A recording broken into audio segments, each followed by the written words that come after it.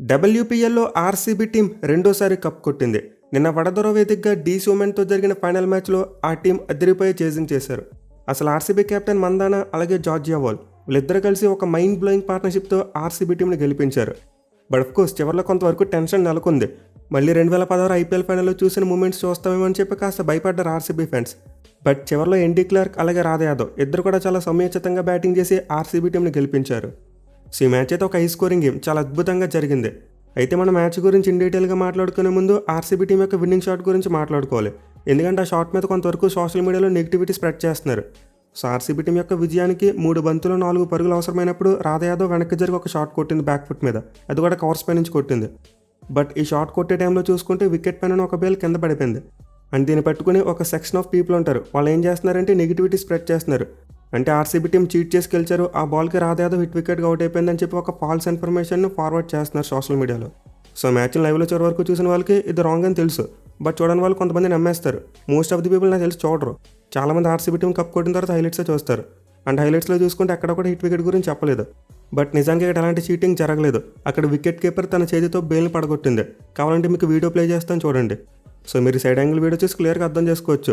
Batter కానీ అలాగే ball కానీ రెండు కూడా అసలు వికెట్కి సంబంధం లేకుండా చాలా దూరంలో ఉన్నాయి. కేవలం వికెట్ కీపర్ మాత్రమే తన చేతులను ఎదరికి పెట్టి బేల్ని హిట్ చేసింది, దీనివల్ల అది కిందకి పడిపోయింది. సో మ్యాచ్ చూడని వాళ్ళు ఎవరైతే ఉన్నారో వాళ్ళు సోషల్ మీడియాలో వస్తున్న ఫాల్స్ ఇన్ఫర్మేషన్ నమ్మొద్దు. ఆర్సీబీ టీం దర్జాగా రెండోసారి ఛాంపియన్స్గా నిలిచారు. ఎనివే మ్యాచ్ విషయానికి వస్తే డీసీ టీం బ్యాటింగ్ చేస్తున్నంతసేపు మ్యాచ్ వాళ్ళదన్నట్టు అనిపించింది. మెయిల్ టాస్ ఓడిపోయిన తర్వాత కూడా వాళ్ళ బ్యాటర్స్ చాలా అద్భుతంగా బ్యాటింగ్ చేశారు. సో నిజానికి ఫైనల్ మ్యాచ్లో ఆర్సీబీ టీంకి టాస్ గెలవడం చాలా ప్లస్ అయిందని చెప్పుకోవాలి. ఎందుకంటే ఈ మ్యాచ్ ఆడిన వడదొర గ్రౌండ్ ఒక చేసింగ్ గ్రౌండ్. ఇక్కడ డ్యూ ఫ్యాక్టర్ కారణంగా చాలా మ్యాచ్లో చేసిన టీమ్సే గెలుస్తూ వచ్చాయి. దీంతో ఆర్సీబీ టీంకి ఫైనల్లో టాస్ గెలవడం చాలా ప్లస్ అయింది. బట్ వాళ్ళు బౌలింగ్ తీసుకున్న తర్వాత స్టార్ట్ చూసుకుంటే మరీ అంత గొప్పగా రాలేదు. అంటే ఆర్సీబీ టీంకి స్టార్టింగ్లో వికెట్స్ పడలేదు. ఢిల్లీ ఓపెనర్ షఫాలి మరియు లీ ఇద్దరు కూడా చాలా చక్కగా బ్యాటింగ్ చేశారు. అఫ్కోర్స్ లీ అయితే స్లోగానే స్టార్ట్ చేసింది, బట్ తర్వాత యాక్సిలేట్ చేయడం చూసాం. వేరే షఫాలి వర్మ చూసుకుంటే 3 బౌండరీస్ కొట్టింది. దీంతో డీసీ ఉమెన్ టీంకి ఫస్ట్ వికెట్కు 49 పరుగుల పార్ట్నర్షిప్ వచ్చింది, అది కూడా కేవలం 5.5 ఓవర్స్లో. బట్ ఎనివే పవర్ ప్లేలో లాస్ట్ ఓవర్ 5వ బంతికి అరుంధతి రెడ్డి షఫాలి వర్మ వికెట్ తీసుకుంది. అండ్ ఈ వికెట్ అయితే ఆర్సీబీ టీంకి చాలా క్రూషియల్, ఎందుకంటే షఫాలి వర్మ అప్పుడప్పుడే డేంజరస్గా బ్యాటింగ్ చేయడం మొదలుపెట్టింది. సో ఆర్సీబీ టీంకి అయితే క్రూషియల్ టైంలో వికెట్ పడింది. బట్ ఆ తర్వాత చూసుకునే డీసీ టీం బ్యాటింగ్లో ఎక్కడో జోరు తగ్గలేదు. ఆ తర్వాత వచ్చిన బ్యాటర్స్ అందరూ కూడా చాలా చక్కగా బ్యాటింగ్ చేశారు. మెయిల్ ఆ టీం పార్ట్నర్షిప్స్ని బిల్డ్ చేయడంలో ఎక్కడ కూడా ఫెయిల్ అవ్వలేదు. ఫస్ట్ వికెట్ 49 పరుగుల పార్ట్నర్షిప్ వచ్చింది. అంటే సెకండ్ వికెట్ చూసుకుంటే 10 బంతుల్లోనే 23 పరుగుల పార్ట్నర్షిప్. అలాగే తర్వాత జెమీమా మరియు ఓల్వాట్ మధ్య 76 పరుగుల పార్ట్నర్షిప్. అండ్ ఆల్సో మళ్ళీ 4వ వికెట్కి హెన్రీ మరియు ఓల్వాట్ మధ్య 54 పరుగుల పార్ట్నర్షిప్. సో ఇలా డీసీ టీంకి అయితే చాలా మంచి పార్ట్నర్షిప్స్ వచ్చాయి. అందుకే వాళ్ళు ఎక్కడ కూడా వాళ్ళు బ్యాటింగ్ చేస్తున్నప్పుడు తమ మూమెంటంను కోల్పోలేదు. పర్టికులర్గా ఆర్సీబీ స్పిన్నర్స్ని బాగా కౌంటర్ అటాక్ చేసి కొట్టారు. సో డీసీ కెప్టెన్ జెమీమా 37 బంతులు 57 పరుగులు చేసి ఒక మంచి కెప్టెన్ ఒక ఆడింది. మెయిల్ ఆఫ్ సైడ్ బౌండరీస్ని బాగా టార్గెట్ చేసి గ్యాప్స్లోంచి బాల్ కొట్టడం చూసాం. తాను కొట్టిన 8 బౌండరీస్లో 90% బౌండరీస్ ఆఫ్ సైడ్ వచ్చాయి. వేరే అదరంలో చూసుకుంటే లారా అద్భుతమైన బ్యాటింగ్ చేసింది. ఇన్ఫాక్ట్ ఆమెకి ఎక్కువ స్ట్రైక్ రాలేదని చెప్పుకోవచ్చు. అదరంలో చూసుకుంటే ఆమె తర్వాత వచ్చిన జెమీమా 37 బంతులు ఆడేసింది. అలాగే చివరిలో వచ్చిన హెన్రీ కూడా 15 బంతులు ఆడింది. బట్ వీళ్ళిద్దరి కంటే ముందు వచ్చిన లారా ఓల్వాట్ మాత్రం కేవలం 25 బాల్స్ మాత్రమే ఫేస్ చేసింది. సో టు బీ ఫ్రాంక్ ఓల్వాట్కి ఇంకా ఎక్కువ స్ట్రైక్ వచ్చి ఉంటే బాగుండేది. బట్ ఎనివే డీసీ టీం యొక్క రన్ రేట్ చూసుకుంటే ఎక్కడ కూడా కిందకి దిగలేదు. ఒక ఓపెనర్ లీ తప్పితే మిగతా వాళ్ళందరూ కూడా 150+ స్ట్రైక్ రేట్ తాడారు. పర్టికులర్గా చివరిలో వచ్చిన henry mind blowing power hitting చేసింది. ఆ 19 ఓవర్లు అనుకుంటా 4 4లు మరి ఒక 6 కొట్టింది.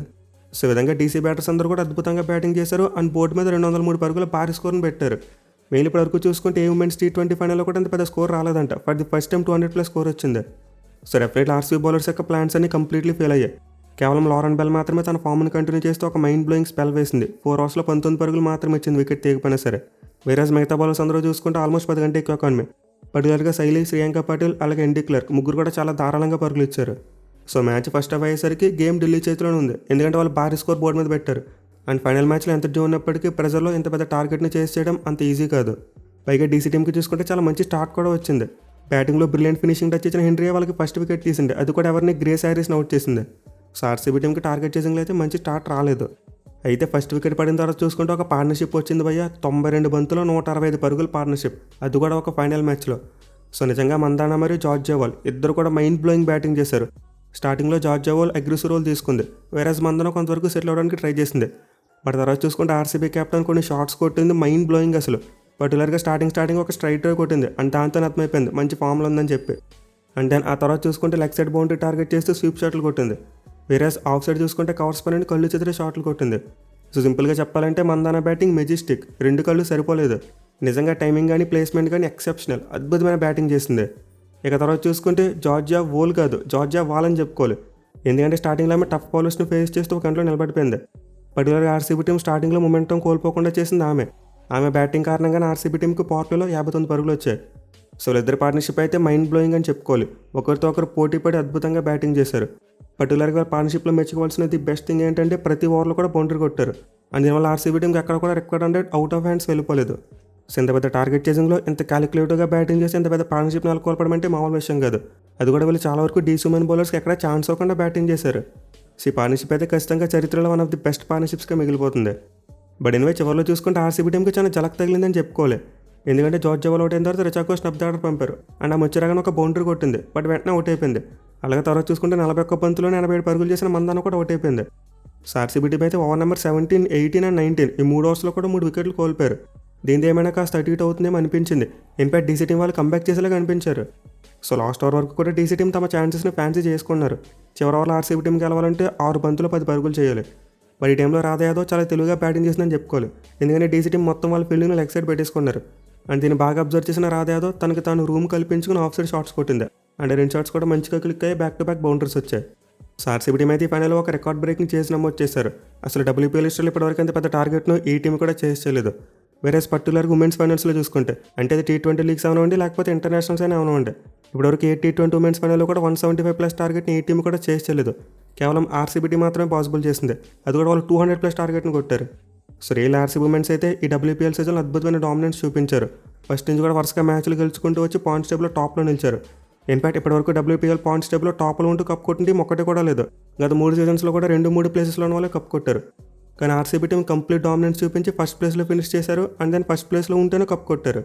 So real RCB women's team అయితే ఈ సీజన్లో ఒక ఛాంపియన్ టీంలో ఆడింది అండ్ ఛాంపియన్షిప్ గెలుచుకున్నారు. మెయిన్ వాళ్ళు 2సారి WPLలో కప్ కొట్టారు. గతంలో 2024 సంవత్సరంలో RCB team first time cup కొట్టడం చూసాం. అండ్ దెన్ మళ్ళీ 2 ఇయర్స్ గ్యాప్లో ఆర్సీబీ టీం 2సారి కప్ కొట్టారు. సో నిజంగా ఆర్సీబీ ఉమెన్స్ అయితే WPLలో తమకంటూ ఒక ప్రత్యేకమైన లెగసీ క్రియేట్ చేసుకున్నారు ఆల్రెడీ. పై ఓవరాల్గా చూసుకున్న ఆర్సీబీ టీంకి లాస్ట్ 3 ఇయర్స్లో ఇది 3వ కప్పు. అంటే 2024లో అమ్మాయిలు కొట్టారు, అండ్ దెన్ 2025లో అబ్బాయిలు కొట్టారు, ఇప్పుడు మళ్ళీ 2026లో అమ్మాయిలు కొట్టారు. సో దీంతో ఆర్సీబీ ఫ్యాన్స్ అయితే తమకు మంచి రోజులు వచ్చాయని చెప్పి చాలా ఫుల్ ఖుషీగా ఉంటారు. వేరే డీసీ టీం విషయానికి వస్తే చాలా అన్లెక్ అని చెప్పుకోవాలి భయ్య. ఇప్పటివరకు 4 WPL ఫైనల్స్ జరిగాయి. అండ్ 4 ఫైనల్లో కూడా డీసీ టీమే రన్నర్ అప్. అంటే వాళ్ళు ప్రతి సీజన్లో కూడా ఫైనల్కి వచ్చేస్తున్నారు, కానీ కప్ కొట్టలేకపోతున్నారు. సో నిజంగా ఇది వాళ్ళకి హార్ట్ బ్రేకింగ్ అని చెప్పుకోవాలి. 2023లో వాళ్ళని ఎంఐ కొట్టారు, అండ్ దెన్ 2024లో ఆర్సీబీ, మళ్ళీ 2025లో ఎంఐ కొట్టింది. ఇప్పుడు మళ్ళీ 2026 ఫైనల్లో చూసుకుంటే డీసీ టీం ఆర్సీబీ టీం మీద ఓడిపోయారు.